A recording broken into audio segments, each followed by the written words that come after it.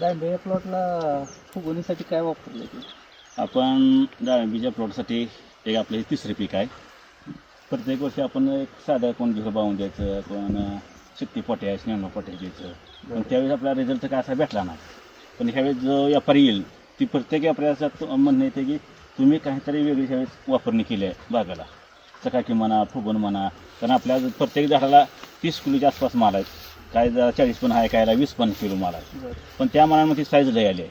तर त्यांना मी सांगितलं की आमचे एक मित्र आहे शशिकांत लाडे म्हणून, त्यांनी आपल्याला किंवा त्यांच्या साहेबांनी आपल्याला एक सायझरान म्हणून एक औषध दिलं होतं. ते 2 बिलियन स्प्रे घ्या सांगितलं होतं त्यांनी.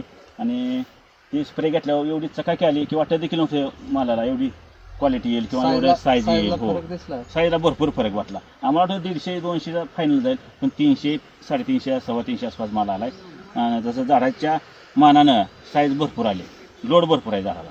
त्यामुळं त्या आलेला जे ह्याला आहे साईज 1 नंबर आलेली साईज आहे. काळोखी चकाकी हो, काळोखी चकाकी भरपूर आहे. आपण ह्याला पेपर मारला नाही, काय नाही, बिगर पेपरचा माल आहे सगळा, झाकला नाही, काय नाही. जे ते म्हणतो तुम्ही पेपर मारला होता का किंवा नेट टाकलं होतं, आपण तसं काही देखील केलं नाही. फक्त सगळ्या ह्या साईजरांचा परिणाम झाला. औषध मारायच्या आधी किती साईज होती?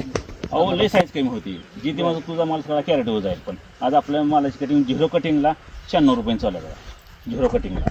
हो, ग्रॅम मोपाचं नाही, काही देखील मोपा नाही. तर जी काय असेल ती 10 ग्रॅमचं जर असलं, 350 ग्रॅमचं असलं तर त्यात काय फरक दाखवायचा नाही. नमस्कार.